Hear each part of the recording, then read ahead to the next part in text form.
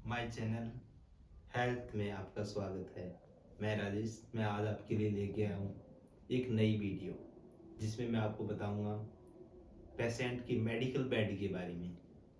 कौन सा bed use करते हैं मेडिकली हम पेशेंट को कैसे बेड पे रखते हैं और क्या क्या चीज़ों का ध्यान रखना चाहिए, बेड भी कैसा होना चाहिए। तो ज़्यादा डिटेलिंग में नहीं जाते हुए मैं आपको सीधा ले चलता हूँ बेड की तरफ। तो गाइस मैं आपको बताऊंगा आज बेड के बारे में, मेडिकल बेड कैसा होना चाहिए और उसके अंदर क्या क्या चीज़ें लगी होनी चाहिए, अप डाउन कैसे करते हैं, सारा आपको आज बेड के बारे में वीडियो में बताऊंगा।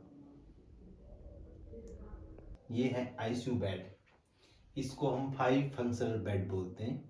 आईसीयू के अंदर मेडिकली जो पेशेंट बेड रिडन रहते हैं वो ऐसे बेडों पे रहते हैं। इसमें ये साइड ड्रिल लगी हुई है, ये हेड अप के लिए है। ये 5 फंक्शनल होता है। अप डाउन हो जाएगा, लेग अप हो जाएंगे। साइड ड्रिल भी इसमें दूसरी टाइप की दी होती है। जो घरों में लगाते हैं वो बेड अलग होता है। तो गाइस मैं आपको दूसरे बेड के बारे में बताऊंगा, दिखाऊंगा घरों में कॉमनली जो बेड यूज करते हैं। तो गाइस ये है बेड जिस पे पेशेंट को रखते हैं। न्यूरो के पेशेंट हो गए, जो बेड रिडन पेशेंट होते हैं उनको इस पे रखते हैं।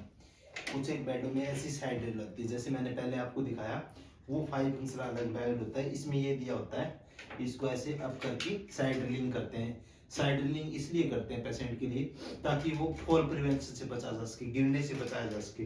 ये लगाना बहुत जरूरी होता है पेशेंट के साथ में, ताकि पेशेंट गिरने से बचा जा सके।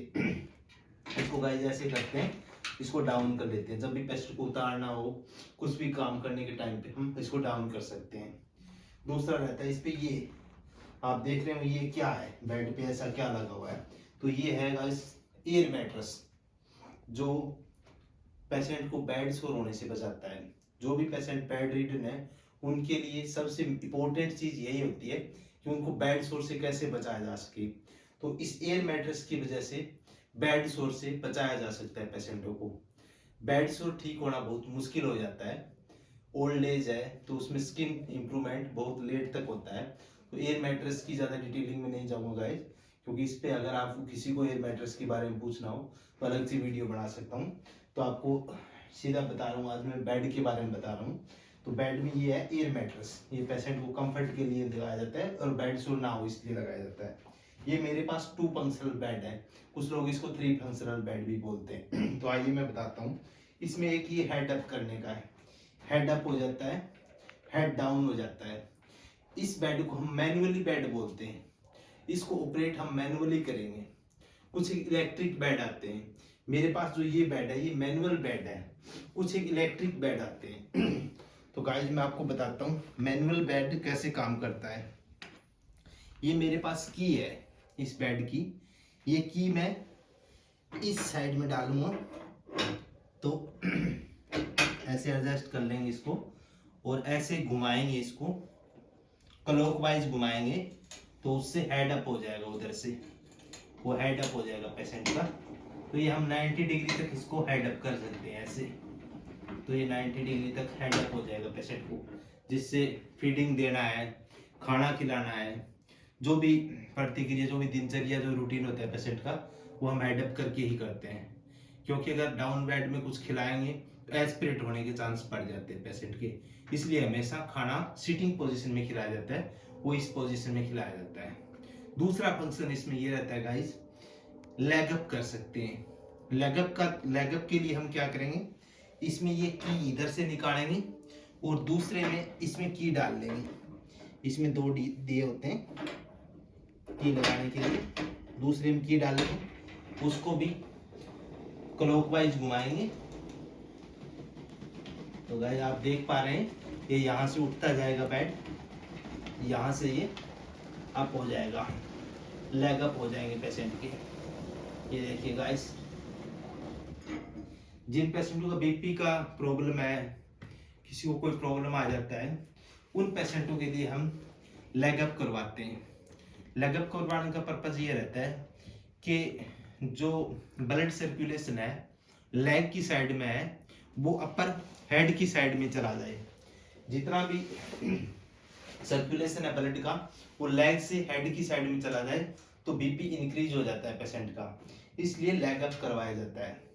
तो ये इस बेड का यही पर्पज रहता है मेडिकल बेड का, कि इसमें पेशेंट को पोजीशन हम कंफर्ट पोजीशन दे सकते हैं। ये 90 डिग्री पे हो गया।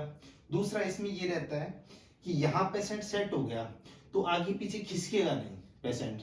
तो यहाँ बैठने के बाद अगर लेग अप हो गया तो पेशेंट बार बार नीचे नहीं खिसकेगा, इसलिए ये 2 फंक्शनल बेड अच्छा काम करता है। दूसरा इसका एक पर्पज ये भी होता है फिजियोथेरेपी का।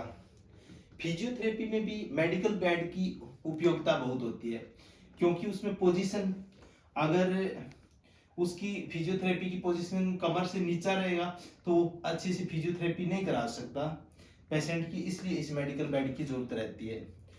तीसरा ये भी रहता है मेडिकल बेड पे आप दोनों साइड में घूम के काम कर सकते हैं। तो जो बंदा काम करने वाला है वो मेडिकल बेड पे ही कंफर्ट काम कर सकता है। As a staff, as a helper, जो भी काम करना चाहता है वो मेडिकल बेड के बगैर काम नहीं कर पाते हैं। कुछ लोग बोलते हैं कि नॉर्मल बेड पे पेशेंट का ट्रीटमेंट करा लिया जाए, तो वो पॉसिबिलिटी नहीं होती है, उसमें रिजल्ट अच्छे नहीं आते। तो गाइस मैंने आपको बताया बेड के बारे में। बेड के साथ में ये लगे रहते हैं, आप ये देख रहे हैं, ये एडिशनल लगाए हुए हैं, वैसे तो ये ऐसे लग जाते हैं ये पेशेंट के। बस ये है हैंड रिस्ट, इनको हैंड रिस्ट बोलते हैं। इनकी उपयोगिता ये रहती है, जो पेशेंट न्यूरो के पेशेंट होते हैं, जो बहुत ज़्यादा अग्रेसिव पेशेंट होते हैं, जो कोऑपरेट नहीं करते, उनको हम ऐसे करके हैंड को रिस्ट कर देते हैं, इसके अंदर हाथ को ऐसे बांध देते हैं ताकि वो पेशेंट गिरे नहीं, किसी को हार्म नहीं पहुंचा ले, खुद को हार्म नहीं पहुंचाए और ट्यूबिंग वगैरह ना निकाल सके। जैसे किसी का आरटी लगाया, किसी के यूरिन का पाइप लगाया था, उसके लिए ये यूज करते हैं गाइस। थैंक यू आपको।